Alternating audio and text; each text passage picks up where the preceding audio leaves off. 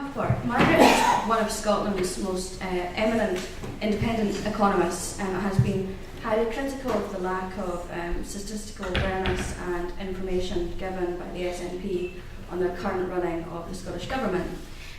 You've also been quite prominent in talking about how there's an important role for the state in Scotland's economy and how the Growth Commission is currently not recognising the role of the state in its document. So without much further ado, I'll pass over to Margaret. Would you like to?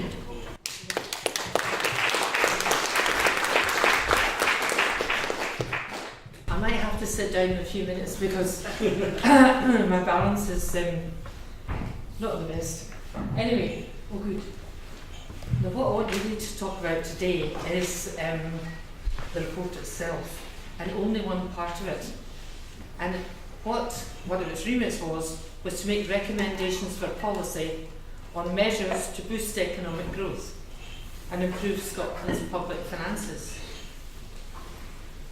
I'm not dealing with the other ones because I'm not an authority on them. No, anything. But on this particular issue, it's important to see how would you start such a project. And I think everybody begins at the state they are in. And I do not see anything really in that report that gives sufficient substance to the state that Scotland is in. What it goes on immediately virtually to do is to say that there are so many small countries that it believes are doing better than us, and we would like to emulate their growth. Emulating their growth, however, does not mean emulating those countries. I've experienced, unfortunately, by having lost two daughters, one to New Zealand and one to Ireland, of what those countries are like. New Zealand is a very neoliberal country. The way in which they use their land and are destroying it is unbelievable. The rivers, I hope you don't enjoy Marlborough too much, because the river at, I've forgotten the name of it now, is dirty green from the fertilisers that are used in it. There's no proper control, which is really needed in a country if it's hoping for, in the long run, decent tourism. The towns where tourism has majorly taken off are now uncomfortable to be in, considering how beautiful they were just 10 years ago. Ireland, however, is a different example altogether, and very little mention is made of Ireland in the report. And moving in the car from Northern Ireland to the Republic, it's quite frightening, the difference between the two places. Even in the deportment of the people in the south of the country, it's incredible. The schools are marvellous, and they have won brilliantly good relations with foreign direct investment companies coming into the country, so that youngsters are now going to the in the 4th and 5th years of university, going to these companies and getting good experience and actually getting what do you call them? Instead of loans, they're getting sorry? You don't like me dancing? Hold on to something. Right, okay. Okay, so we should be spending much more attention to Ireland.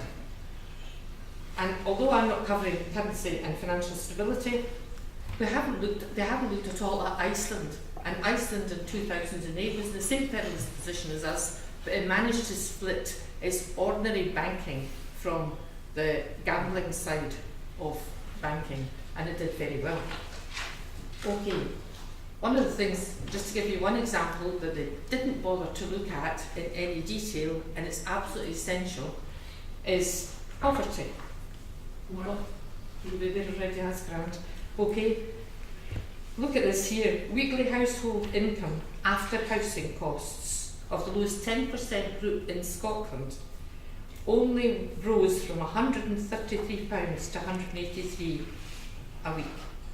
But for the top 10%, went from 579 to 865. What a country. What a differential between the poorest and the richest. And these don't take account of wealth. People sitting in, no comment from you, by the way, in my lifestyle.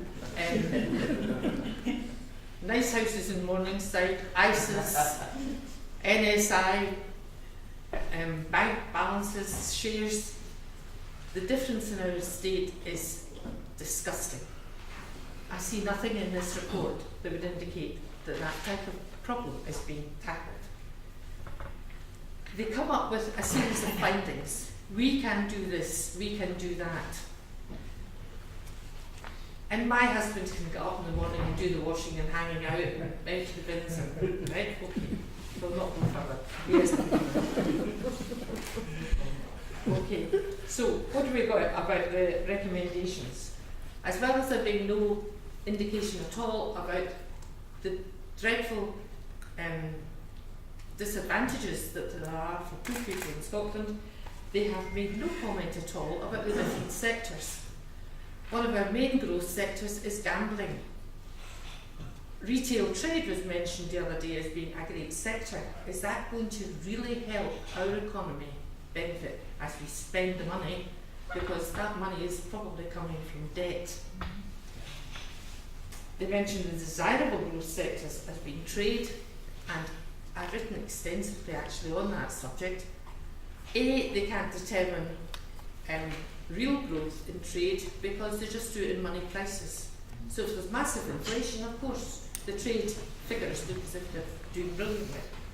But that trade is concentrated almost entirely on what we call the food and drink sector. Break that down and it's whiskey. It's very, very, again, tailored to just one sector. What we do need to do is encourage startups. We need to get research and development into startups, and we need to grow our SMEs, small, medium-sized enterprises. Do you think we did that for example, one of the biggest expenditures, the new fourth crossing? Not in your life. The big construction companies were all foreign. What kind of Scottish National Party interested in growing the Scottish economy is repeatedly handing out huge projects to foreign companies, especially in construction? Our construction industry is now nothing like what it ought to be on the way through. Actually, I think that a hindrance to us is also our transport system. How many of you gone recently to Cairnryan? Once you go off the main motorway, God help us, especially if there's trucks coming from the Cairnryan up the road. It's impossible, it's like a single track road, and we have that port and Aberdeen and a few in the east, but we don't have the ability for proper transport worldwide, and yet they're hoping to increase exports. I have to say that where they say the university sector is brilliant for us and we're really world leaders, I would say the university sector is appalling.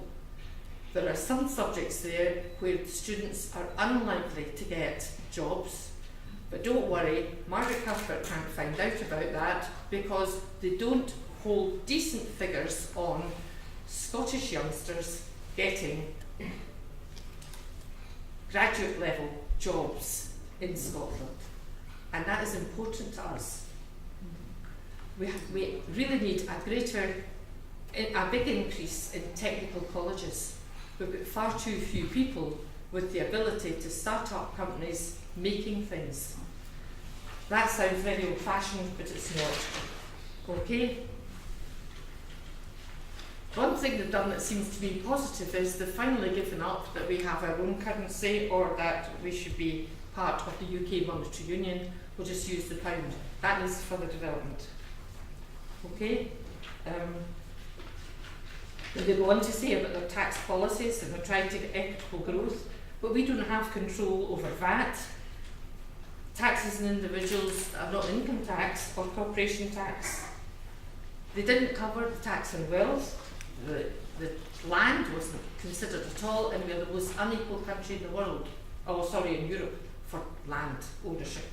And capital ownership wasn't covered. Right, I think I've got to shut up, is that right? You've got 2 minutes. 2 minutes. They say the policies and priorities of the Scottish Government have the potential to reduce the level of inequality. Well, they might have some potential, but there's no evidence that the SNP have in any way reduced inequality. And it's hard to do when most of the social security stuff is still held by the UK. But of the policies that they have introduced, there's been far too little monitoring and evaluation. You will have heard of the children who can get a free breakfast in the morning.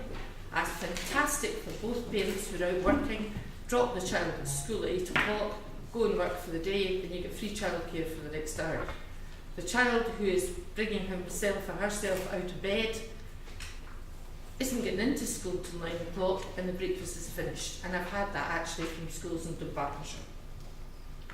And the reports that you get from the government are glosses. They're fit for panny match. They're either wrong or they cannot justify the data that's actually in it. And that's true. I've got evidence of that, obviously. My general views in the report, it's a neoliberal wish list. This flexible job opportunities, for heaven's sake, that means you've got 3 or 4 jobs. You're maybe away from home, staying in a bed and breakfast because you can't go home to your wife or husband at night, and it's killing family life. In my own family, trained professional engineers are working longer hours as they may be paying for the time travelling to installations. I mean, it used to be that when it was an installation, that it was a local firm and they did it. Nowadays, you can be moving from Glasgow to Aberdeen or whatever, and you are actually not getting paid for those hours of travel. Okay. The conclusion is very much a starter report. It's got little depth. It's full of trite statements. And I put in some funny ones there. My father always said to me, call yourself university educated and you can't put the plug in. Or if my mother was really wanting something and asked and asked and asked, oh, let's have a wee meeting about it. In other words, kick it into the long grass. Let's have a committee. And that report is full of, let's have a committee, let's have a commission. Okay? However, there's a big thing for you in this. And there's a whole lot I've discovered as the years go by of young university graduates or young men and women who are very keen to be moving the subject on. We really need to do some research that goes out to the public. I am willing, I cannot myself, because of problems, keep on doing all this work myself. It takes hours, but I think the party needs young people starting to get to grips with all of the industries in Scotland and where we have benefits. Fishing, agriculture, trade, export, manufacturing, the lot needs a proper discussion by the left. Thank you.